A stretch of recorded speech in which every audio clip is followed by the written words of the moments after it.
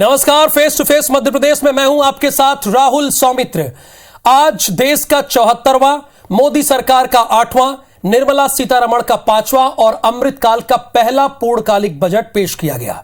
Budget में गरीबों के लिए मुफ्त राशन, मध्यम वर्ग के लिए इनकम टैक्स में छूट, किसानों को क्रेडिट कार्ड के जरिए कर्ज, इंफ्रास्ट्रक्चर को मजबूत करने के लिए 50 नए एयरपोर्ट, स्वास्थ्य के लिए मेडिकल में निजी निवेश को बढ़ावा देने का एक लक्ष्य रखा गया।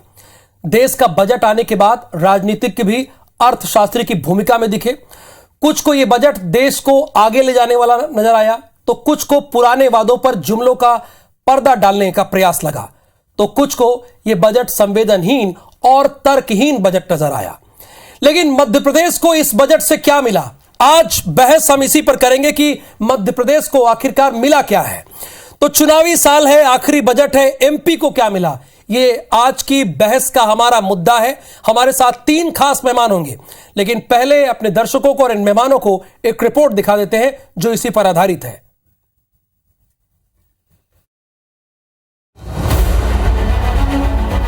ये मोदी सरकार का बजट है, ये अमृतकाल का बजट है, ये चुनावी साल का बजट है। लेकिन सवाल है कि मध्य प्रदेश को आम बजट से क्या खास मिला? केंद्रीय वित्त मंत्री निर्मला सीतारमण ने आम बजट में टैक्स पेयर्स को बड़ी राहत देते हुए नौकरी पेशा मिडिल क्लास तबके को साधने की पूरी कोशिश की है। प्रधानमंत्री आवास योजना, मध्य प्रदेश के 63 एकलव्य आवासीय स्कूलों में भर्ती, 14 सरकारी मेडिकल कॉलेज के साथ नए नर्सिंग कॉलेजों को खोलने की घोषणा का लाभ भी एमपी के लोगों को मिलेगा। जनजाति समूहों के लिए घोषित PMPBTG विकास मिशन, नवीकरणीय ऊर्जा क्षेत्र में निवेश और एयरपोर्ट्स को लेकर किए गए बजट प्रावधान भी मध्य प्रदेश को सीधे फायदा पहुंचाएंगे। इसके साथ ही स्वदेश दर्शन योजना और देखो अपना भारत स्कीम का लाभ भी मध्य प्रदेश को मिलेगा। केंद्र सरकार ने पर्यटन को बढ़ावा देने के लिए देश के 50 डेस्टिनेशन को चुना है, जिसके स्पिरिचुअल सर्किट में 7 राज्य शामिल हैं। यही वजह है कि बीजेपी नेता इस बजट को लेकर खुश नजर आ रहे हैं। प्रधानमंत्री जी के नेतृत्व में वैभवशाली, गौरवशाली, संपन्न, समृद्ध और शक्तिशाली भारत के निर्माण का महायज्ञ चल रहा है और जन कल्याण, विशेषकर गरीब कल्याण हमारा संकल्प। ये बजट हमारे देश को इसी दिशा में और आगे बढ़ाने में बहुत सहायक सिद्ध होगा। हम आत्मनिर्भर भारत बनाने के लिए संकल्पित हैं और आत्मनिर्भर भारत बनाने के लिए ये बजट बहुत महत्वपूर्ण भूमिका में रहेगा और इससे बहुत तेजी आएगी। केंद्रीय वित्त मंत्री ने कहा कि MSME अर्थव्यवस्था की रीढ़ की हड्डी है, लिहाजा मध्य प्रदेश में अगले 2 महीने में 5000 उद्योग लगाए जाएंगे। इससे उम्मीद है कि अगले 1 साल में प्रदेश में कोई बेरोजगार नहीं रहेगा और 2024 तक सभी लोगों के पास खुद का अपना घर होगा। हालांकि कांग्रेस को यह बजट रास नहीं आ रहा है। पूर्व सीएम कमलनाथ ने इसे पुराने वादों पर जुमलों का पर्दा डालने का प्रयास बताया है। वहीं नेता प्रतिपक्ष गोविंद सिंह ने कहा है कि आम बजट में गरीबों और किसानों को कोई राहत नहीं मिली और टैक्स स्लैब के नाम पर मिडिल क्लास को भी गुमराह किया गया है। इसमें गरीब तबके के लिए सरकार ने कोई विशेष ध्यान नहीं दिया है। केवल मध्यम वर्ग के लिए वो भी टैक्स में स्लैब बदले हैं, उसके नाम पर लोगों को गुमराह करने का, मिडिल क्लास को भी गुमराह करने का काम किया है। किसानों को कोई अच्छी राहत नहीं दी गई है। मोदी सरकार के दूसरे कार्यकाल का ये आखिरी पूर्ण बजट ऐसे समय पर आया जब इसी साल 9 राज्यों में विधानसभा और अगले साल लोकसभा चुनाव है। ऐसे में इस बजट को चुनावी बजट कहा जा रहा है। अब देखना है कि अमृतकाल वाले इस बजट से वोटों की कितनी अमृत वर्षा होती है। सुधीर दंडोतिया, IBC24 भोपाल। तो सबकी अपनी अपनी प्रतिक्रिया है। शैलेंद्र शर्मा जी अध्यक्ष हैं कौशल विकास बोर्ड के, आपका बहुत स्वागत है। भारतीय जनता पार्टी का पक्ष रखने के लिए हमारे साथ है कुणाल चौधरी जी, कांग्रेस के तेज तर्रार विधायक हैं, वो भी हमारे साथ हैं। और अभिषेक ध्यानी जी आर्थिक मामलों के जानकार हैं, face to face Madhya Pradesh के स्टूडियो में मौजूद है। तो सवाल पहला कुणाल चौधरी जी मेरा आपसे ही है, चूंकि आपकी पार्टी से कई कमेंट आए, मैं बहुत ध्यान से सुन रहा था। कहा गया कि संवेदनहीन, तर्कहीन, इस बजट में गरीबों के लिए कुछ नहीं है, मध्यम वर्ग के लिए कुछ नहीं है, और बहुत सारी लिस्ट मैं लेकर आया हूं, ये सब कुछ बताया गया है। तो ये बजट आप कैसे देखते हैं? कुणाल चौधरी, कांग्रेस के विधायक, कैसे देखते हैं इस बजट को? इन बेपनाह अंधेरों को सुबह कैसे कहूं, इन अंधेरों का अंधा तमाशबीन नहीं। एक बजट जिससे उम्मीद होती है कि कैसे हर वर्ग घर की जो रसोई है, जो महंगाई है, वो कम होगी। आज आम आदमी को ना तो यहाँ पे कोई गैस के अंदर राहत दी गई, ना पेट्रोल डीजल के अंदर राहत दी गई। टैक्स स्लैब के अंदर 5 से 7 लाख जरूर करा गया, पर पिछला जो टैक्स स्लैब था जिसमें 5 लाख का डायरेक्ट और 51.5 लाख का 80C के तहत और 50,000 का एनपीएस के तहत था, तो वो सारी व्यवस्था खत्म करके उसको 7 लाख करने की कोशिश करी गई और सब गोलमाल है, बस गोलमाल है वाली स्थिति करी गई।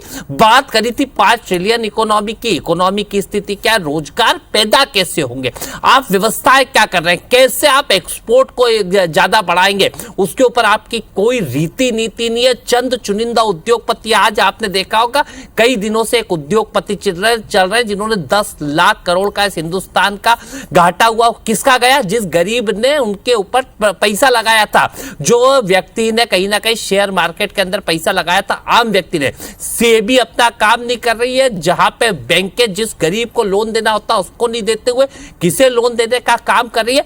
आप बताएं राहत क्या मिली? क्या हमें जो किसान की बात है, क्या हमें खाद में राहत मिली? क्या हमें वहां पे डीजल के अंदर राहत मिली? आपने पहले भी कहा था कि लागत आदि करते हैं कि कीमतें दुगनी, तो लागत 3 गुना कर दी। आज पहले जब कांग्रेस सरकार की एक कुणाल जी, चूंकि face to face Madhya Pradesh का नियम है कि शुरुआती दौर में हम 1.5 ही मिनट देते हैं। शैलेंद्र शर्मा जी, आपके साथ राजनीतिक जगत में कदम से कदम मिलाकर चलने वाले कुणाल चौधरी जी को लगता यह है कि बेपनाह अंधेरे की सुबह नहीं होने वाली है?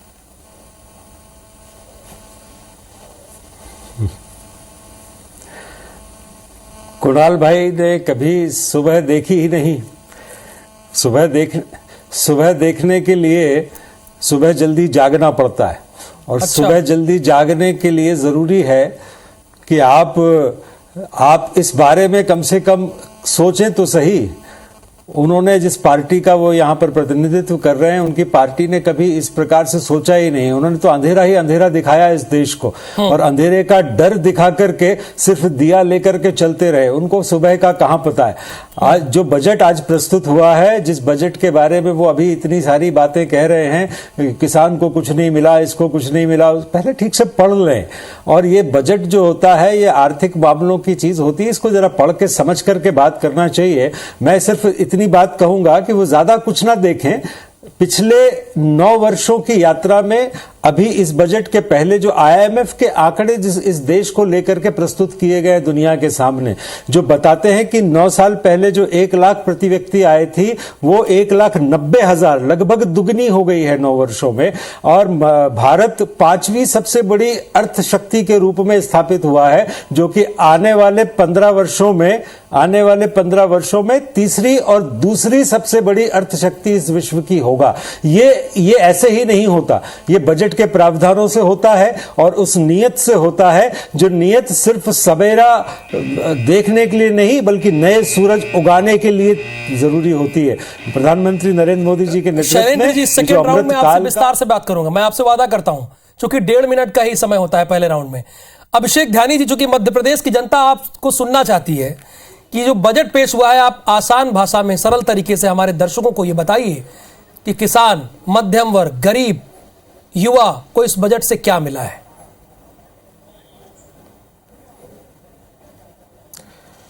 देखिए, मैं ना कांग्रेस की बात करता हूं, ना बीजेपी की बात करता हूं, मैं आम जनता के हित की बात करता हूं। इसीलिए तो आपको बुलाया गया है। आप ये देखिए कि जो सरकार आज की तारीख में 211 लाख करोड़ के कर्ज से दबी हुई है, वहां पे विकास की बात कैसे हो सकती है? यानी जो कर्ज है वो 82% है जीडीपी का। आप इसमें विकास की बात कर रहे हैं। अमृतकाल, ये अमृतकाल कैसे हो सकता है साहब, कि जहां पे महंगाई, बेरोजगारी, सब कुछ बढ़ रही है। एलआईसी अभी 4 दिन पहले स्टेटमेंट देती है कि मात्र 18,000 करोड़ का हमारा सिर्फ नुकसान हुआ है शेयर बाजार में। ऐसा शर्मनाक स्टेटमेंट एलआईसी से हम एक्सपेक्ट करते हैं क्या? अगर हम आज की तारीख में बात करें तो मध्यम वर्ग के लिए सिर्फ लुभाने की बात की गई है, परंतु वास्तविक पटल पर अगर आप देखें तो कहीं पे भी मध्यम वर्ग को इस महंगाई से कहीं पे भी शांति नहीं मिल रही है। आप स्लैब्स की बात करते हैं, आपने न्यू टैक्स रिजीम है जो एमपी अपना, उसको 5 से 7 लाख कर दिया। न्यू टैक्स रिजीम में ऑलरेडी पहले मात्र 5% लोगों ने ही ऑप्ट किया था, 95% लोग ओल्ड टैक्स रिजीम में चलते थे। आज उसको प्रोत्साहित करने के लिए आपने 7 लाख कर दिया, पुरानी टैक्स स्कीम को 2.5 से 3 लाख ले आए।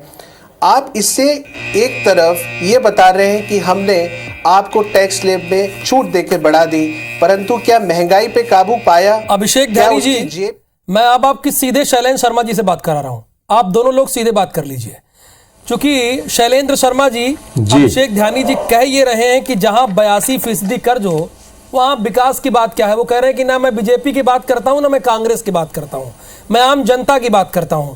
तो उन्हें बजट से कुछ नजर नहीं आ रहा है, वो आर्थिक मामलों के जानकार हैं। मैं चाह रहा हूं कि आप फेस टू फेस बात कर लीजिए।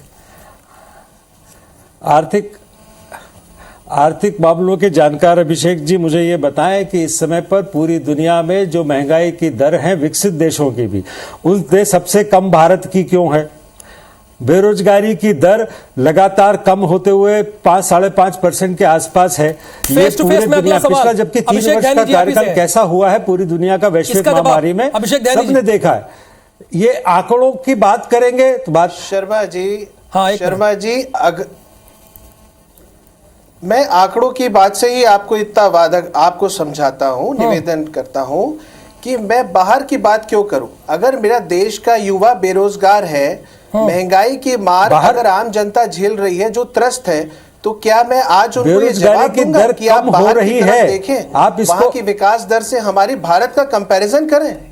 नहीं, बाहर की तरफ की बात ही नहीं है साहब। कितनी हो रही है अभिषेक जी? कोई भी अर्थव्यवस्था आइसोलेशन में नहीं हो सकती। अगर आप आर्थिक मामलों को समझते हैं, अगर आप आर्थिक मामलों को समझते हैं तो आप एक बात का अर्थ समझिए, 20 लाख जी, आप आर्थिक मामलों को समझते हैं तो आप जानते होंगे कि बजट आइसोलेशन में नहीं देखे जा सकते। अगर 1 रुपए की बात करते हैं को आप आइसोलेशन में नहीं देख सकते। अगर हम 1 रुपए की बात करते हैं तो ये सरकार का 55 पैसा तो सिर्फ लोन पे करने में जाता है। 55 पैसा 1 रुपए में से, आप बाकी पैसे में से विकास की बात कर रहे हैं। आपने पुराने बजट में कहा था कि हम नई इकाइयां 100 लगाएंगे। आप अगर 1 इकाई भी लगा देते उसमें तो 1 लाख लोगों को एम्प्लॉयमेंट मिलता, यानी आज की तारीख में अभिषेक ध्यानी जी, अब शैलेंद्र जी बोलेंगे प्लीज। अभिषेक जी प्लीज, अब शैलेंद्र जी आप लगा पाए। अभिषेक जी आपने रोजगार की बात करी, मैं आपको एक आंकड़ा बता रहा हूं। ये आंकड़ा मेरा आंकड़ा नहीं है, ये सरकारी एजेंसियों और अंतरराष्ट्रीय एजेंसियों का आंकड़ा है। इसको आप कंफर्म कर लीजिएगा, फिर मुझसे बात कीजिएगा। ईपीएफ जो रजिस्ट्रेशन होते हैं, ये आंकड़ा दोगुना हुआ है, 33 करोड़ हो गया 15 करोड़ से। ये अगर रोजगार के अवसर नहीं होते, नौकरियां नहीं लग रही होती, तो ईपीएफ में रजिस्ट्रेशन कौन कराता? क्या ये फर्जी रजिस्ट्रेशन है? ये आप देखिए, आप जो है अगर गोलमोल घुमा करके सिर्फ उस चीज को देखना ही नहीं चाहते जो पहले। चलिए, आप दोनों की फेस टू फेस बात तो हो गई। अब कुणाल चौधरी जी को लाते हैं। तो नहीं, अंधेरा ठीक है, आप दोनों क्यों गए सर? गोल की बात नहीं है। कुणाल चौधरी जी भी है ना, 2% बढ़े। अब कौन गोल बात कर रहा है वो क्लियर होगा थोड़ी देर में। से मेरे कुणाल जी आंकड़ा बताइए ना, राहत नहीं मिलने वाली। कुणाल जी मध्य प्रदेश पर बात कीजिए। शैलेंद्र जी, अब कुणाल जी भी, उनको भी ले लेता हूं। आप ही के साथ बैठे हुए सही होंगे, बात गोलमाल जवाब की नहीं है। बात है कि आपके 2% बढ़ने से क्या नौजवानों को राहत मिलेगी? थोड़ी देर में शैलेंद्र जी रुक जा। कुणाल जी, हाँ क्या कुणाल जी ने कुछ बोला? मैं जी, बड़ी अच्छी बात उन्होंने कही है। उस बात को समझने की जगह सरकार में बैठे लोग जवाब देने की बजाय सवाल पूछने का काम कर रहे हैं। खरीदे हुए जनादेश की इस मध्य प्रदेश पे सत्ता में वो देश के लोग सवाल नहीं पूछा, मैंने जवाब दिया आंकड़े बता के। कुणाल जी, ईपीएफ का आंकड़ा बताया, मैंने जवाब दिया है। 50 लाख करोड़ का एक में 50 लाख। ये आंकड़े मत बताओ, ये आंकड़े तो हमें मालूम है। गैस की टंकी, 1 मिनट रुको, चलो रुको, 400 रुपए गैस की टंकी, महंगाई 2,500 थी, 1,000 हो गई, क्या हो गई अब ये 1100 रुपए में क्या दिखती है? 50 रुपए में पेट्रोल डीजल महंगा दिखता था, डॉलर की कीमत यहाँ पे 40-42 रुपए थी, तो आपको प्रधानमंत्री की गरीबी विपक्ष में रह करके आक्रोशित होना अच्छी बात है, लेकिन बोलने का तरीका, कुणाल भाई बोलने का तरीका ठीक रखिए, शांति बोलने का तरीका ठीक रखिए, भाषा ठीक रखिए। आप विपक्ष में है, आक्रोशित होना ठीक है, ठीक रखिए। नहीं, आंकड़े क्या ठीक रखूं? ये बताओ, गैस की टंकी कितनी हो गई, कितनी बोली थी? ये बोला था किसान की आय, आप भाषा ठीक रखो, कीमतें आदि कर देंगे। कुणाल जी देखिए, डीजल की मैं समझ सकता हूं कि आपका ठेठ लहजा है, लेकिन पूरी मध्य प्रदेश की जनता सुन रही है, कम से कम लहजा ठीक होना चाहिए। कुणाल जी एक चीज है, अगर सुनिए कुणाल जी, अगर आदिवासियों के लिए विशेष पैकेज, 1 मिनट मैं आ रहा हूँ कुणाल जी, मेरा प्रश्न आपसे है, शैलेंद्र जी प्लीज 1 मिनट, कुणाल जी मेरा प्रश्न आपसे है, मेरा प्रश्न आपसे, बदतमीजी नहीं होती, नहीं, अगर बदतमीजी करना चाहते हैं तो माफ कीजिएगा, मैं इस तरीके की बदतमीजी की भाषा का जवाब नहीं दे सकता। ठीक होने की बात कर रहा है कुणाल जी, ये बताइए, अगर गरीबों को मुफ्त में राशन मिल रहा है, अगर गरीबों को मुफ्त में राशन मिल रहा है, आप तय करेंगे, एक मिनट, अगर गरीबों को मुफ्त में राशन मिल रहा है और मिडिल क्लास को टैक्स में छूट मिल रही है, तो क्या इस बजट से कुछ नहीं है? मैं आपसे ये भी जानना चाहता हूं, ये भी तो बात है ना इस बजट में। ये इस देश की जितनी बड़ी बात अभी उन्होंने अर्थशास्त्री ने कही कि जिस देश में 70 सालों के अंदर 50 लाख करोड़ का कर्ज था, वो लगभग 2 लाख करोड़ तक पहुंच गया है, उसके ऊपर जवाब नहीं देंगे कि इतना कर्जा कहाँ गया। इस देश की सारी जितनी बड़ी बड़ी अंडरटेकिंग, पब्लिक अंडरटेकिंग कंपनी थी, इनको बेचने का काम कर दिया। कभी एयर इंडिया बेच दिया, कभी बीपीएससीएल, कभी आईओसीएल, बड़ी बड़ी कंपनियों को बेचने का काम कर दिया। एक बेच के, एक नालायक बेटा होता ना, बाप की गाड़ी, लेकिन कुणाल जी मध्य प्रदेश को तो इस बजट से काफी कुछ मिला है ना, 8,000 करोड़ का। कुणाल जी मध्य प्रदेश को जहां आदिवासियों क्या को मिला बताओ, विशेष पैकेज, बताओ, विशेष पैकेज, 1 मिनट, आदिवासियों को विशेष पैकेज, मेडिकल कॉलेज, ये सारी चीजें मिली है, मिडिल क्लास को छूट टैक्स में। आप घर पे जाना, भाभी से पूछना कि आपके राशन राशन कितने का आ रहा है, भाभी से पूछना 8 साल पहले राशन कितने का आता था, आज कितने का आ रहा है। घर पे जाके गैस की टंकी जब डायन, ये इस देश में 80 करोड़ लोगों को मुफ्त राशन मिल रहा है और उसको 1 वर्ष के लिए और बढ़ाई गई है योजना। आप इसका अर्थ समझते हैं कुणाल जी? आपको इस देश का भाग्य था कि वैश्विक महामारी के दौर में आपकी पार्टी की सरकार नहीं रही, वरना हम भी पाकिस्तान के जैसे हालत में होते। आज इस देश को अगर बचाया है तो न सिर्फ महामारी से बचाया है, 200 करोड़ वैक्सीन, मुफ्त वैक्सीन लगाए हैं और 80 करोड़ लोगों को मुफ्त भोजन की व्यवस्था करके भुखमरी से बचाया है। आप जो मनमोहन सिंह जी के समय था उस हिंदुस्तान से चर्चा कर लो, मनमोहन सिंह जी से डिसइन्वेस्टमेंट पूछिए, फिर कंपनियां बेचने की बात पूछिएगा। पहले डिसइन्वेस्टमेंट समझिए, जिसको आप बेचना कह रहे हैं, मनमोहन सिंह जी से बात करिए जाके। अगर ये थोड़ा है ना, एक तो पहले सुनिए, ये झूठ बोलना बंद करो। मनमोहन सिंह जी से पूछोगे आप, एक ऐसे बजट की बात हो गई। मुझे एक बार फिर से आर्थिक मामलों के जानकार के पास चलना होगा। अभिषेक धारे जी प्लीज कुणाल जी और शैलेंद्र जी। अभिषेक जी, ठीक है आप जो कह रहे हैं, अभिषेक जी से ये जरूर पूछिए कि इतना बड़ा कैपिटल इन्वेस्टमेंट का एक्सपेंडिचर 10 लाख करोड़, चलिए आप ही का प्रश्न आता है अभिषेक जी, जवाब इसका। अभिषेक जी, इन्वेस्टमेंट में जो किया गया है, इससे क्या रोजगार के अवसर खड़े नहीं होंगे? अभिषेक जी सीधा बताएं, क्या रोजगार के अवसर नहीं होंगे? इतना बड़ा 10 लाख करोड़ का जो कैपिटल जी, कम से कम उनकी बात तो आ जाने दीजिए अभिषेक जी की, अभिषेक जी की बात तो आ जाने दीजिए अभिषेक जी। हाँ, रेलवे में आज तक का सबसे बड़ा 2 लाख करोड़ का इन्वेस्टमेंट का नए प्रावधान किए गए। ठीक है, रोजगार के अवसर। ठीक है शैलेंद्र जी, मैं आ रहा हूं आपके पास। शैलेंद्र जी मौका दूंगा आपको, में नहीं आएगा। अब अभिषेक जी की बात सुन लेता हूं। शर्मा जी जो आप कह रहे हैं कि जो प्रावधान किए गए हैं, मैं आपसे एक ही बात निवेदन पूर्वक कहता हूं कि प्रावधान करना और उसको वास्तविक पटल पर सिद्ध करना, दोनों में अंतर होता है। प्रावधान करना, घोषणा करना, ये घोषणाएं तो सरकार 2014 से कर रही है। अगर 2014 से कर रही है तो मैं बड़ी विनम्रता का असर है ना, सारी जनता की तरफ से 1 लाख से 1,90,000 हो जाना, इतनी बेरोजगारी, महंगाई क्यों है? आम जनता क्यों परेशान है? आप बात करते हैं ये बात आ गई। ये बात आ गई। अब अभिषेक जी, कुणाल जी, शैलेंद्र जी, फाइनल कमेंट की ओर आते हैं कि इस बजट से मध्य प्रदेश को क्या मिला। आप लोगों के पास 20-20 सेकंड है, अपनी बारी में अपनी बात रखिएगा। शुरुआत में शैलेंद्र जी आपसे करूंगा कि मध्य प्रदेश को इस बजट से क्या मिला।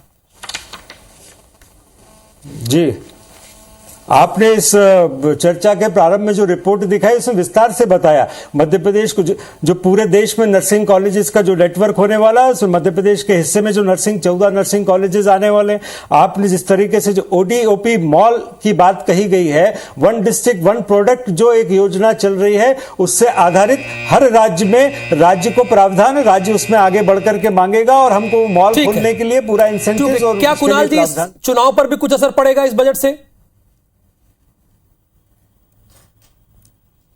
घोर निराशा वाला बजट है। जनता को कुछ नहीं मिला है, झूठी बातें, झूठे सब्जबाग और जनता से आग्रह, ये जितने झूठे आंकड़े दे रहे थे ना कि कितने पर कैपिटा इनकम हो गई, नेट पे चेक कर लेना। ये झूठ की आदत बीजेपी की जो रोज होती है ना, झूठ बोलो, जोर से बोलो, सब्जबाग का ये वो है। कभी 2022 में आय दुगनी कर रहे थे, कभी 2022 में सबको घर दे रहे थे, ठीक है। अभी कभी 15 लाख जी, क्या इस आम बजट से आम लोगों को राहत मिलेगी?